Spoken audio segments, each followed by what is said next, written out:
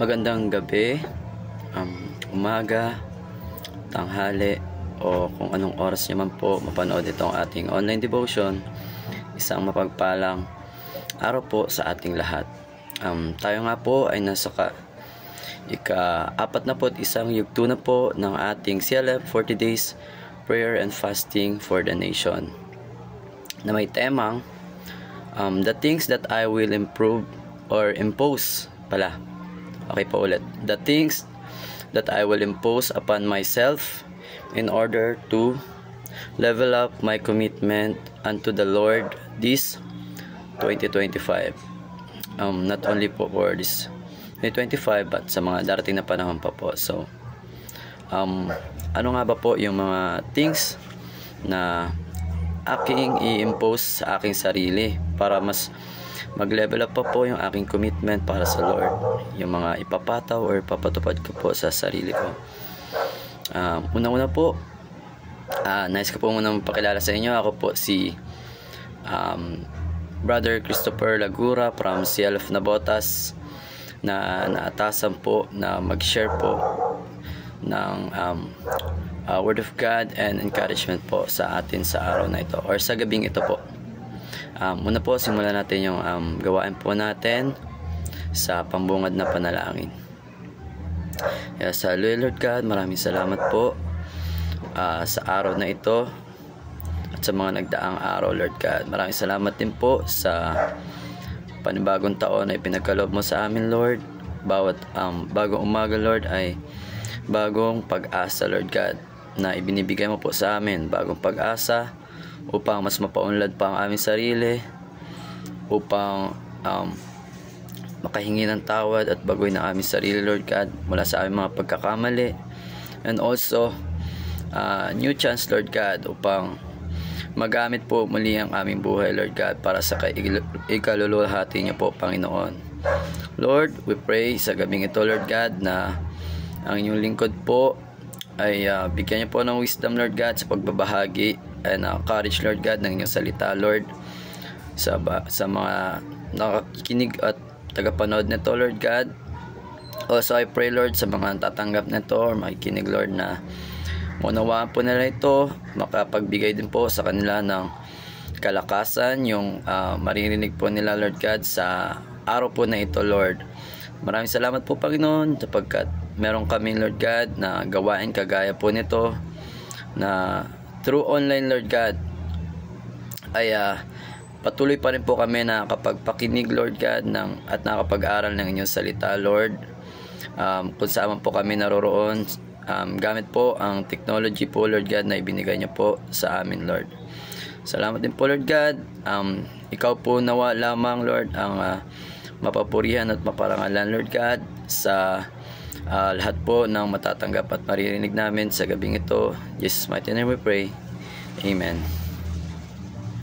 Ayun nga po, yung tema po ng ating season ngayon is about the things that I will impose upon myself in order to level up my commitment unto the Lord this 2025. So, nag-list down po ako ng mga bagay po na i-impose ko po sa aking sarili, at napapansin ko rin po sa aking sarili na need pa nga po talaga i-level up or i-improve po sa aking personal life, personal faith ko po. So yun, nag-list down po ako dito. Marami po, but para ma-cover lang po ng time, yung ilan lang po ang ililista ko dito. So yun po, usual po sa ating mga believers pa rin, kahit na anong pilit natin ibigay yung time natin sa Lord, ay syempre meron pa rin po may times na nagkukulang, kasi po tayo as a person still po may limit po sa iba't ibang mga bagay. Ito man po ay mapunta sa time ba po, sa talent, treasure, and commitment, and marami pa pong mga bagay po. So ito po, ang nais ko po na i-impose or ipatupad or gawin sa aking sarili ay maging more prayerful. Isa po yun, kasi share ko lang po sa akin, kahit na palagi po ang attendance sa mga gawain ay lagi po tayo naroroon, but may mga times, lalo po sa akin personal, may times lalo na dati na ang prayer life ko is hindi siya super ganun kaayos. Though I pray always to God, I thank Him and ask for forgiveness, but yung talaga super intimate na matagalan, sobrang babad in prayer, ay hindi ko na po siya lately. Siguro nga po dahil nga sa kabisihan din po, though it's not an excuse, lalo na sa mga believer po dapat. So yun po ang gusto ko, at i-commit ko talaga sa Lord na this year at sa mga susunod pa po na panahon ng aking buhay is naway maging super intimate na po sa aking prayer life, at mas ma-improve ko po doon. And then yung isa pa po, patuloy na magamit at lumago po sa yung ministry na ibinigay po sa akin ng Lord, which is being part ng ministry po sa loob ng church, praise and worship, and then sa leadership po na ibinibigay niya sa akin sa mga na-handle po natin na youth inside the church, and also sa outside din po sa mga nakaka-fellowship namin outside, family and friends, workmates, etc.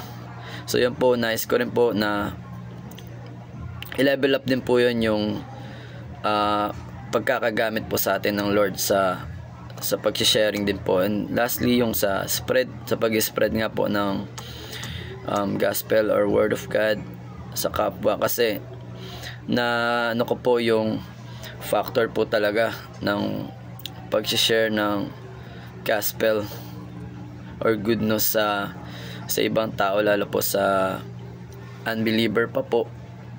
Napakalaking factor po sa kanila noon, lalo sa ibang mga na-share na po, and even in myself po, napakalaking tulong po talaga. So yun po yung mga bagay na na-list down ko na maaring i-goal ko po one at a time lamang po yung mga bagay po na yun, kasi surely ito po ay makakatulong sa akin at sa ating lahat po. So ngayon po, nabanggit ko nga po kanina yung mga usual na reasons po bakit nga ba po tayo minsan nagkakaroon pa rin ng guilt about sa ating walk or journey sa paglilingkod sa Lord. So may mga problems tayo minsan na kinakaharap pa rin, kagaya nga po ng nagkukulang tayo sa Lord ng time. Yun po sa commitment po, di ba? Kailangan po talaga doon is unang-una time sa yung pinakaunang requirements po once na gusto natin mag-commit talaga, kahit saan po yon, sa relationship, sa gawain, sa kung ano pa man po mga bagay. Time po ang pinaka-importante once na nag-commit po tayo sa kahit na anong bagay. So ayun po, unang problem, hindi naman pala usual na problem po is yung pagod and busyness, diba po?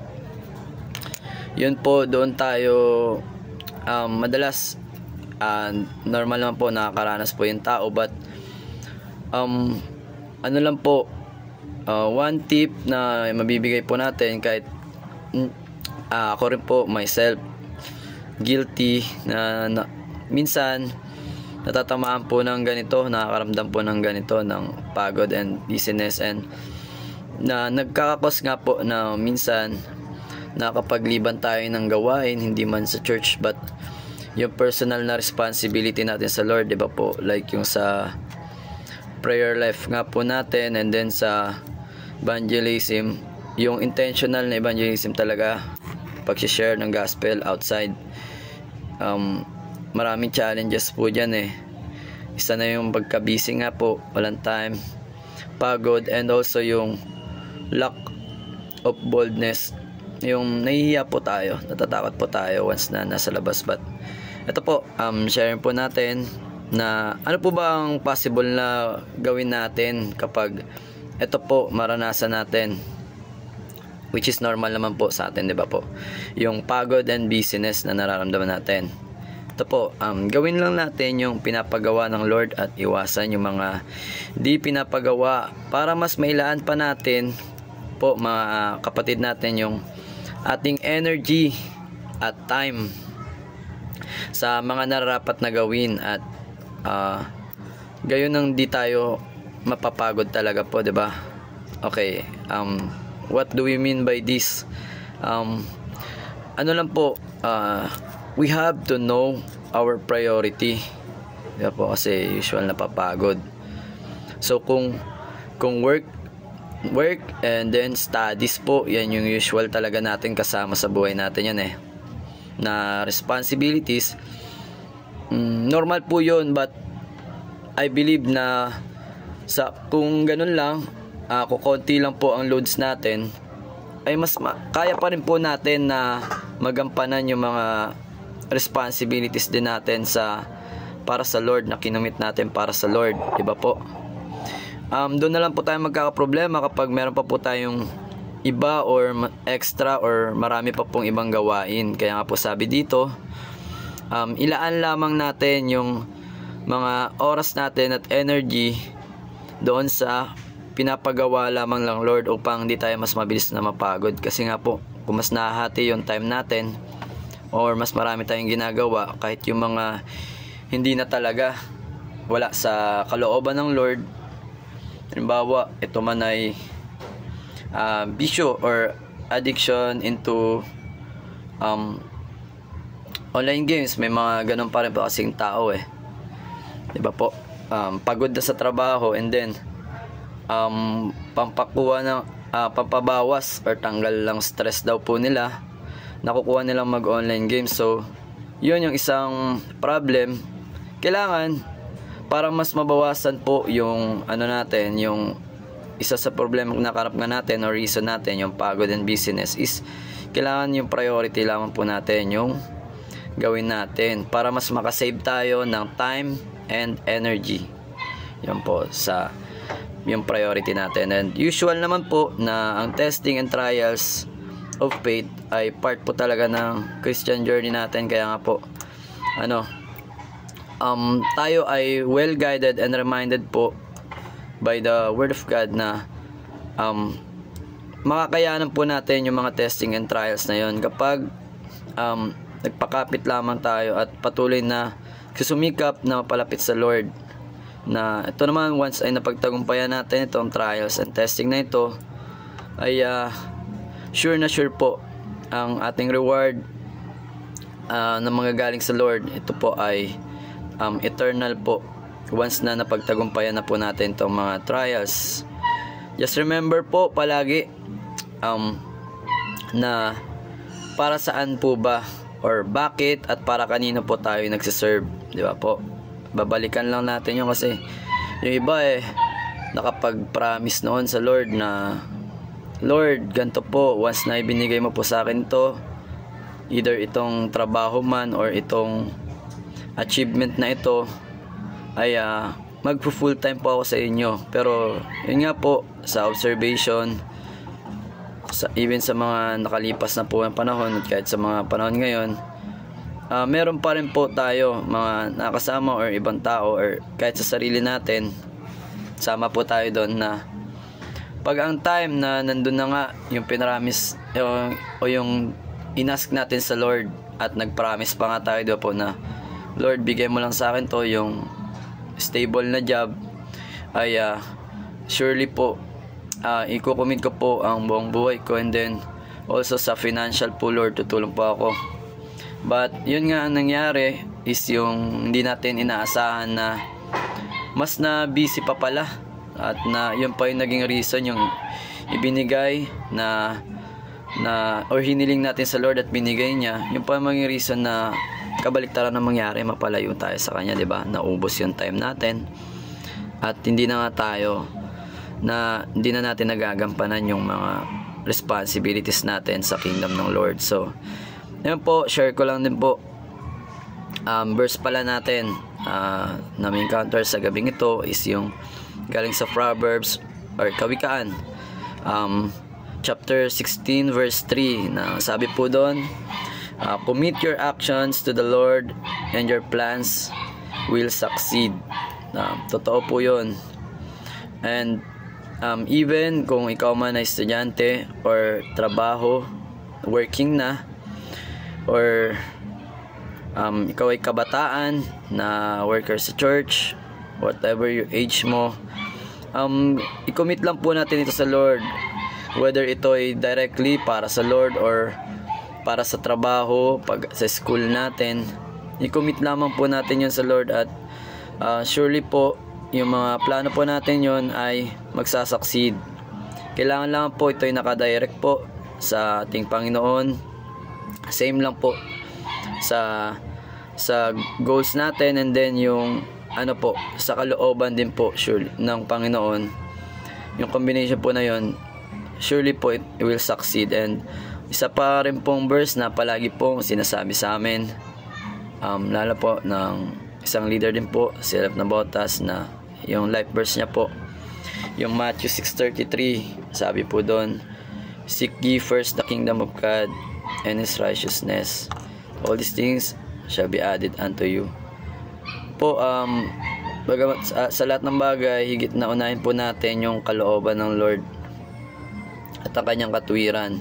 At ang lahat ng bagay na po nito ay susunod or idaragdag niya na lamang po sa atin. Totoo po yung verse na yun, dahil salita po ng Panginoon yun, at ayun po ay nararanasan po natin sa ating mga sarili. So, ito din po,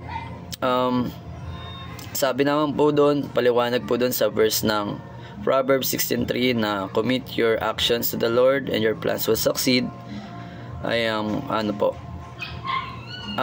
importance po nun ay dedicating our actions and plans to God by committing our ways to the Lord.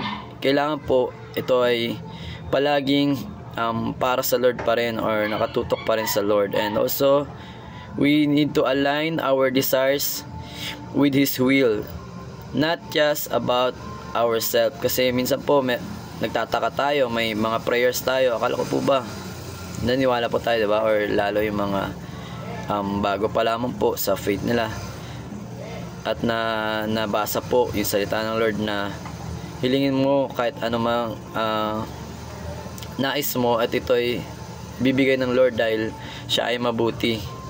Yan po, meron din po yung katotohanan po doon is kailangan muna mag-align po yung desires natin sa will ng Lord. Hindi lamang po palaging desires natin and then ask tayo sa Panginoon, and then ito ay in an instance maibibigay sa atin. Meron din pong mga hindi binibigay ang Lord na desires po ng puso natin, lalo po kung ito ay nakakasama na po sa iba or lalo tigit sa sarili natin, at hindi ito nakakalugod sa Panginoon.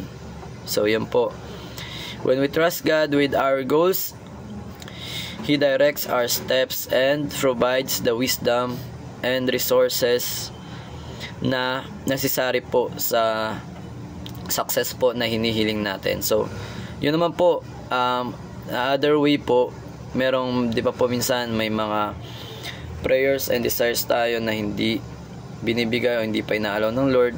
Meron naman po yung iba, karanasan ng iba na smooth po nangyayari yung mga bagay or yung prayers nila na ibinibigay sa kanila ng Lord. Kasi nga po, ito ay maaaring naka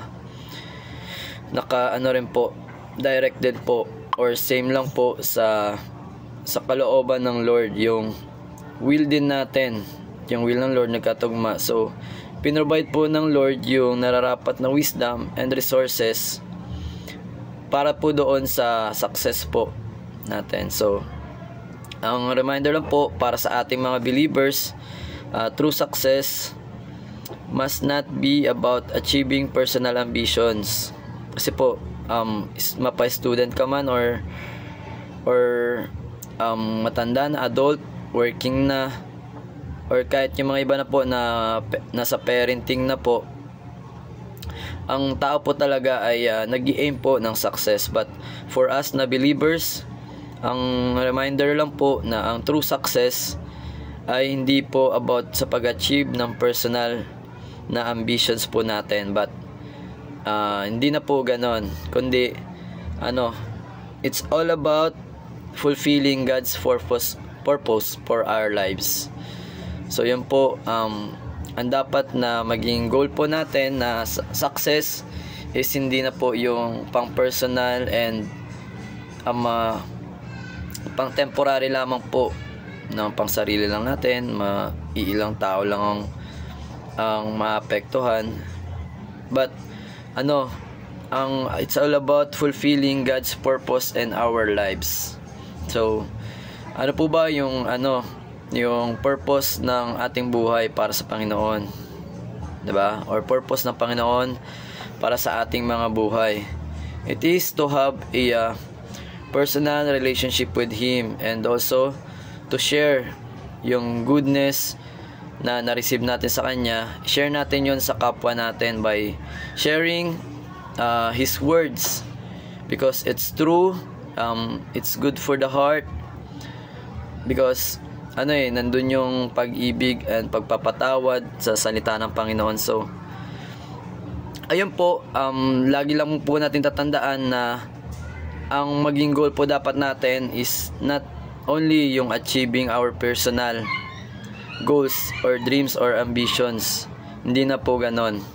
Tayong mga mananampalataya na po ng Panginoon, dapat po yung achievement po, or yung finish line, or yung pinaka inaasam na pangarap po natin, dapat ay yung tuparin po yung purpose o kalooban ng Panginoon para sa mga buhay natin, which is to share po ng salita ng Panginoon, na kagaya rin po sa isang bagay na gusto ko pong i-impose sa sarili ko para mag-level up po yung commitment po sa Panginoon this 2025 at sa mga darating pa po na panahon. Tayo po dapat maging reminded na mag-focus lamang po tayo doon sa mga bagay na iniutos or pinapagawa po sa atin ng Panginoon, upang magkaroon po tayo ng mas maraming time and makapag-preserve po tayo ng energy sa mga tama at nararapat lamang na bagay na inuutos sa atin ng Panginoon. Kalimutan na po natin yung mga bagay para sa sarili natin. Though meron pa rin tayong mga time, magagawa pa rin naman natin yung para sa sarili natin. Unahin lamang po natin yung natuparin pa din yung commandments ng Panginoon na ibinigay sa atin, which is to love Him with all our heart, with all our souls, with our spirit. Yun po, and also to love our neighbors by what? By loving them, by forgiving them, and by sharing them who God is in our lives. Yan po. Kung hindi man po tayo ganun pa kabold sa pag-share ng Word of God, sa pagsasalita po, by speaking, maaari po by our actions po, mapaparanas po natin sa kanila yung goodness po ng Panginoon na nararanasan din po natin. By that po, hindi lamang po natin sinasarili, or hindi tayo po nagiging selfish po sa lahat ng nare-receive natin sa Panginoon, na pag-ibig, kapatawaran, at lalo tigit sa lahat yung buhay na walang hanggan po na maaari natin kamtin once na tayo po ay nawala na po dito sa mundong ibabaw. Huwag po tayong maging selfish by being weak po. Kaya kailangan palakasin din po talaga natin yung sarili natin physically, at lalo tigit po ang ating spiritual po, yung ating faith po. Palakasin po natin upang ready po tayo sa lahat ng sitwasyon, at mas maging kagamit-gamit po tayo sa kingdom po ng Panginoon. So ngayon po, tayo na po ay na-bless na po sa salita ng Panginoon, and also na-encourage po. Dako na po tayo sa ating closing prayer naman po. Yes Lord, hallelujah Lord God. Maraming salamat po sa araw na ito, Lord, at sa iyong salita, Lord.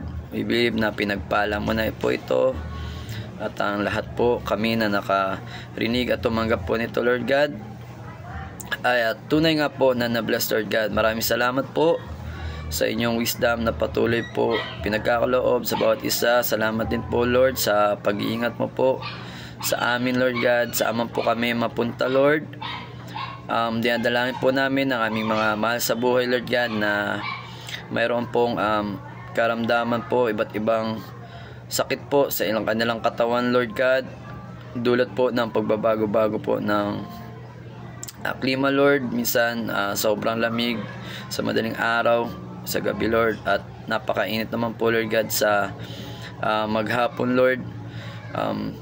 Puin mo po, Lord God, kaming at lalo yung iba po na may mga karamdaman po, Lord. We believe na ikaw ang aming greatest healer, Lord God. Kami lamang po ay magkaroon ng matinding faith po sa inyo, Lord, at ito'y tutugunin mo po, Lord. Kami po'y pagagalingin niyo po, Panginoon. Also, you have given us, Lord, the power and authority, Lord po, Lord God, to pray for our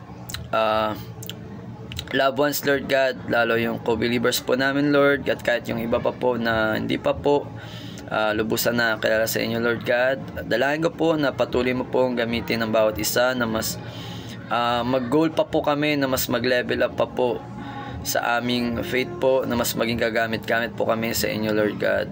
Lord, dalangin ko ang equipping mo, Lord, ng inyong salita, Lord God, sa lahat po ng nakikinig na ito, at aabutin po nitong aming online devotion, Lord God. And also, ang boldness po, Lord, palagi mo po pagkaloob sa bawat isa, lalo po sa mga bago pa lamang po, Lord God, na nakapakinig, at bago po sa kanilang journey ng kanilang faith, Lord. Dalangin ko po, nabigyan mo po sila ng lakas na loob, Lord God, o tapang, Lord God, sa pagbabahagi po ng inyong salita at pag-ibig po sa aming mga kapwa, Lord. Mga challenges po na normal, Lord God, na usual na naranasan po ng mga Kristiyano, Lord God, pagtagumpayin mo po kami dito, Panginoon. Also, Lord, dalangin ko, Lord God, ng bansang Pilipinas, Lord, ay gabayan mo po, Panginoon, sa mga masasamang bagay, Lord God, ito manggaling man po sa labas po ng aming bansa or sa internal po, Lord God. Ikaw pong mag-ayos ng mga bagay, Lord God. This is our prayer, Lord God. In this mighty name we pray. Amen and amen. God bless po, let everyone. Thank you po.